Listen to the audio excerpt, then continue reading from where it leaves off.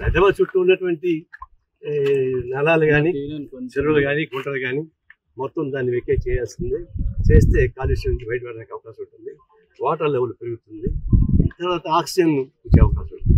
రెండవది ఏంటంటే కొన్ని ఇండ్లు పడగొట్టడానికి చేస్తున్నారు. ఇక్కడ మాకు ఒక అభ్యంతరం ఉంది. కొంతమంది ఈ నోటరీ సంతకం పెట్టి నోటరీ ద్వారా 4 సెంట్లు 5 సెంట్లు అమ్మేశారు. కొన్ని వాళ్ళు ఏం చేశారు, ఇల్లు కట్టుకున్నారు. ఇల్లు కట్టుకుంటే ఇప్పుడు ఆ నోటరీ వాడాడు పోయాడు, ఆ భూమి గవర్నమెంట్ది, ఎవరు కట్టుకున్నారు, ఇప్పుడు పోయి దాన్ని కొట్టేయడానికి ప్రయత్నిస్తున్నారు. అట్లా కొట్టేది కూడా మేము చెప్పేది ఏంటంటే అట్లా ఆక్యుపై చేసిన కాదు, మధ్య తరగతి పేదవాళ్ళు కానీ ఇల్లు కట్టుకుంటే వాళ్ళకి ప్రత్యామ్నాయంగా స్థలం చూపించనే కట్టండి. లేదా అది గుంటలు పరమలు కాకపోతే వాళ్ళకి రెగ్యులైజ్ చేసి డబ్బులు వసూలు తీసుకోండి. అంతేగాని కొట్టేస్తే నేషనల్ వేస్ట్ అవుతుంది. అట్లాంటి మధ్యతరగతి పేదవాళ్ళకి సంబంధించి అన్యాయం జరగకుండా ప్రత్యామ్నాయం వేయండి.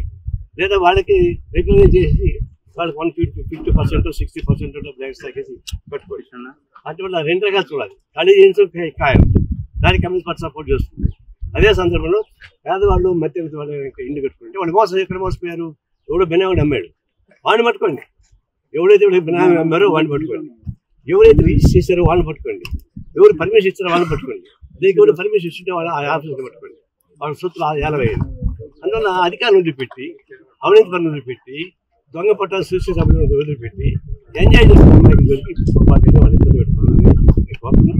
ఇది కొనసాగించమని కోరుతున్నాం. ఈ కొనసాగడం మన వెనక వస్తే మంచిది కాదు. మీరు సవాల్ చేస్తున్నారు, మధ్య దిగితే మాత్రం మింగేస్తుంది, దిక్కుని పోతే అడవికి తీసుకెళ్తాం, అది మనుషులకు తీసుకెళ్తాం, జనాలకు తీసుకెళ్తాం. రేవంత్ రెడ్డి జనంలోకి పోతాడు, మధ్య దిగితే పుల్లు ఉంటాయి. ఆయన అదే కొనసాగిస్తే జనంలోకి వెళ్తాడు. దాన్ని మిమ్మల్ని కాపాడు కమ్యూనిస్ట్ పార్టీ మీరు సపోర్ట్ చేస్తుంది. ఇలాంటి దుశ్చర్యలు పాల్పడిన వాళ్ళకంటే తగిన గుణపాఠం అని చూసి నేను ఎవరు కూడా చెరువులు గుంటలు ప్రభుత్వ భూములు పెద్ద పెద్ద వాళ్ళే కబ్జాలు చేసుకుని అనుభవిస్తున్నారు. మేము గత 10-15 ఏళ్ళుగా అన్ని ప్రాంతాలకు పోయి చూస్తున్నాం. ఎక్కడైనా పేదవాళ్ళు ఈ ప్రభుత్వ భూములు గుర్తు చేసుకుంటే మాత్రం అందరూ ఎగబడి ఒంటిగంటలు వస్తారు. కానీ ఈ గుంటపురం భూములు, చెరువు, ట్యాంకు ఇవంతా ఉండేవాళ్ళు బిల్డింగ్ కట్టుకున్నారు. కొన్ని చోట్ల ఇంజనీరింగ్ కాలేజీ కట్టుకున్నారు, కొన్ని చోట్ల ఫంక్షన్ హాల్స్ కట్టుకున్నారు. వాళ్ళు విలాసవంతాలు జీవితాలు కనిపిస్తూ ఉన్నారు. వాటిపైన మేము ఎన్నో రోజులు ఆందోళన చేశాం. ప్రభుత్వం పరిశీలన పెట్టింది. ఎందుకైనా మంచిది, రేవంత్ రెడ్డి ముఖ్యమంత్రి అయిన తర్వాత ఈ కుంటలు చెరువులు మొత్తం కూడా ఖాళీ చేయడానికి ఒక సంస్థ ఏర్పాటు చేశారు, హైడ్రా సంస్థ ఏర్పాటు చేశారు. సత్య చూద్దామని అనుకున్నాం.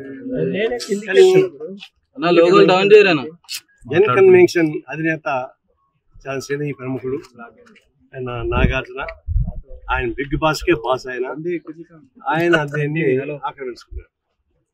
సరే ఏదో ఒక ఎకరం 2 ఎకరాలు చేసి ఉండొచ్చు, దాన్ని ఉపయోగించుకొని ఈ చెరువుని ఆక్రమించేసారు. అది చూడండి, మామూలుగా FTL నుంచి 100 మీటర్స్ తర్వాత బఫర్ జోన్ తర్వాతనే అది కట్టుకునే అవకాశం ఉంది. ఇక్కడ బఫర్ జోన్ కాదు, FTL కన్నా ముందే వచ్చేస్తుంది. ఇంత అక్రమంగా చేస్తున్నారు. రోజుకి దాదాపుగా ఒక 50-60 లక్షల రూపాయలు దీనిలో వస్తున్నారు, కోట్లు ఉండొచ్చు. టీఆర్ఎస్ గవర్నమెంట్ రాకముందుగా ఈ ఆంధ్రవల్లి మొత్తం ఆక్యుపై చేసుకుంటాం, ఎన్కరేజ్ చేస్తామని చెప్పారు.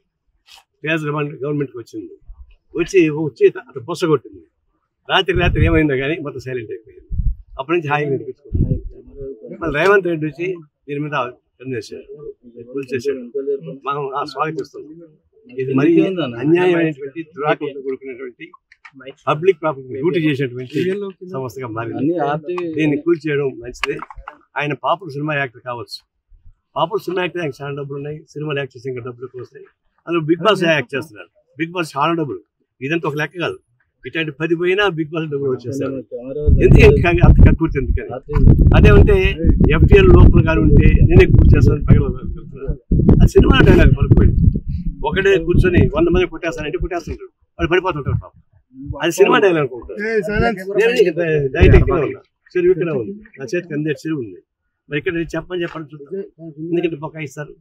ఇది కరెక్ట్ కాదు. దీన్ని ఆయన క్షమాపణ చెప్పాలి. ఇంకా ఆయన కాంపన్సేషన్ కట్టాలి. ఎన్నేళ్ళు దీన్ని అనుభవించాడు, రోజుకి ఎంత వచ్చిందో లెక్కేసి ఆ డబ్బులు మొత్తం ఆయన దగ్గర కక్కించాలి. ఆ కక్కించి పేదవాళ్ళకి ఇల్లు కట్టించండి ఆ డబ్బులతో, ఇదే పర్వాలేదు. ఇది దీంతో పాటు ఇంకా టౌన్లో సిటీలు చాలా వస్తున్నాయి. ఇప్పుడు మల్లారెడ్డి చాలా భూమి మాఫియా, ఆయన చెరువులు ఇదే చెరువు సగం కనిపిస్తా ఉంది. చెరువు కనపడి కూడా మొత్తం ఆక్రమించి నేనే కలిసి కట్టేశాడు. అట్లా ఇంకొక పల్లా రాజేశ్వర రెడ్డి ఆయన అట్లాగే చేశాడు. అంటే ఎంత అంటే చాలా ప్రతివత్తాగా మాట్లాడుతున్నారు, మేమేమి తప్పే చేయలేదు, తప్పంతా గవర్నమెంట్ చేస్తామని చెప్తున్నారు. వాళ్ళేమో చెరువులు ఇల్లు కట్టుకున్నారు, వ్యాపార సంస్థ పెట్టుకున్నారు, కాలేజీ పెట్టుకున్నారు, ఫంక్షన్ హాల్స్ పెట్టుకున్నారు. మేము చాలా శుద్ధ హరిచంద్రుని గురించి చెప్తా ఉంటాం. ఇది ఎట్లా మా నాకు అర్థం కాదు.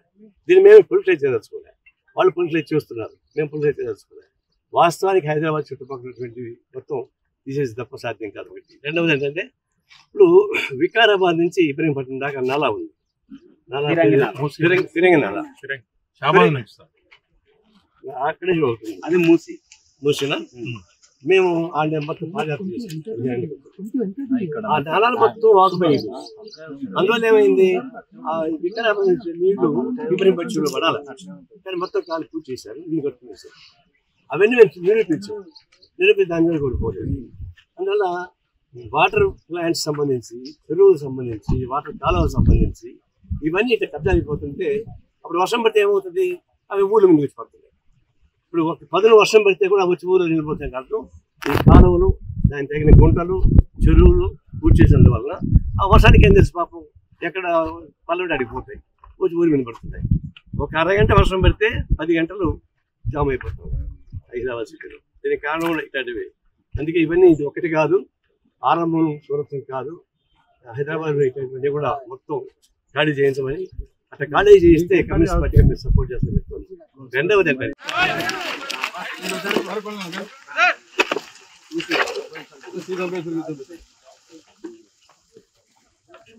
సార్ అన్న